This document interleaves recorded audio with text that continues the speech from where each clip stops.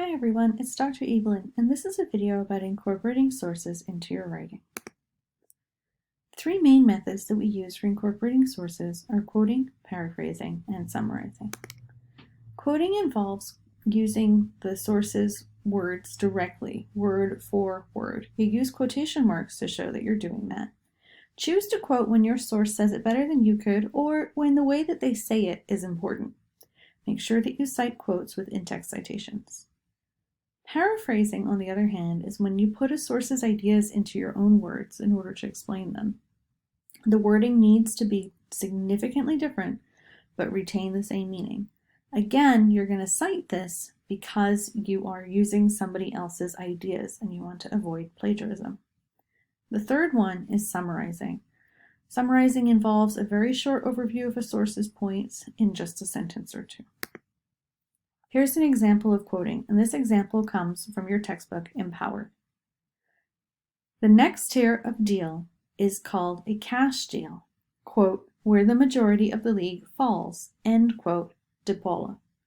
So you can see here, we've got our quotation marks. This part is word for word from the source, and here's our citation.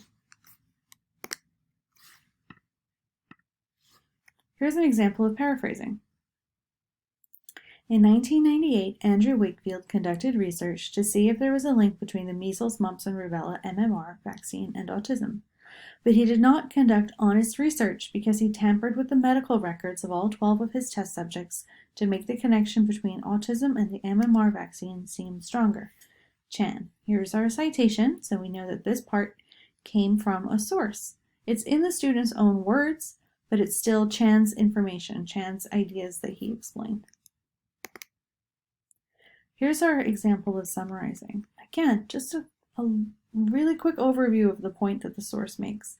Some research has shown that a child's attraction to certain brand characteristics may actually be out of their conscious control. And we've got our citation here because we're indicating whose research, right? Keller's research. But this is just a really quick one-sentence summary of Keller's research. Now, when you're introducing sources, you're going to use signal phrases.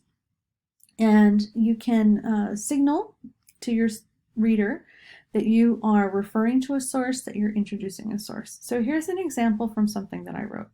As Linton Kwesi Johnson observes in an interview with Bert Caesar, quote, a lot of people who wouldn't have bothered to maybe come to a poetry reading or even buy a book were attracted to the music, end quote. So my signal phrase is, as Linton Kwesi Johnson observes. Okay? I've included some more examples of signal phrases in these slides, and again, these slides are available to you on Blackboard, and you'll find the one that I used, observes, right here, but there's a whole bunch of others. You could come up with others too. This is not the list, that's limited list, and here are some examples of how they're used. When you integrate quotes into your work, you want to connect them to your own words. Don't just drop quotes in, right? Make sure that they're linked to your writing. So here's an example.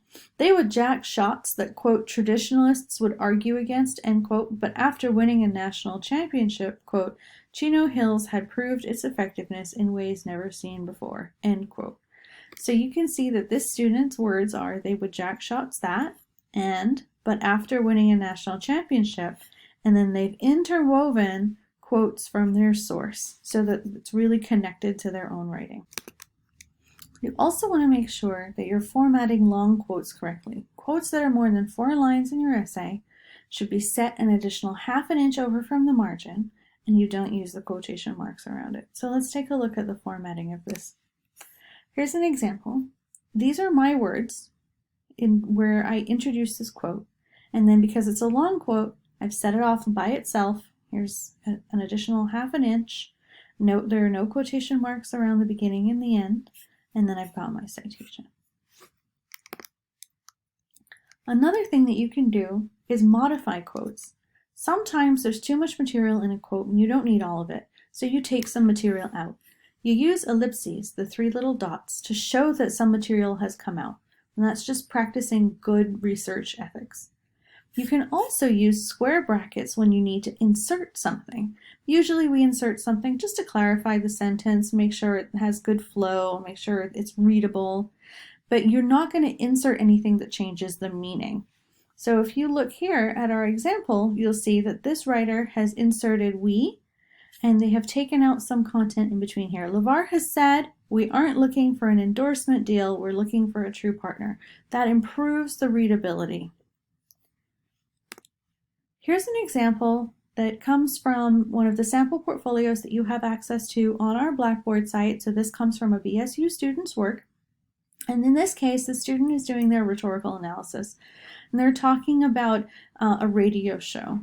So when they say here, as Simon says, the chaos of heartbreak of migrant families separated at the border, the transition from high energy in his tone goes to a deeper, more solemn pitch. So they're analyzing his tone, and they've worked this quote in here to show this is the point at which the tone changes.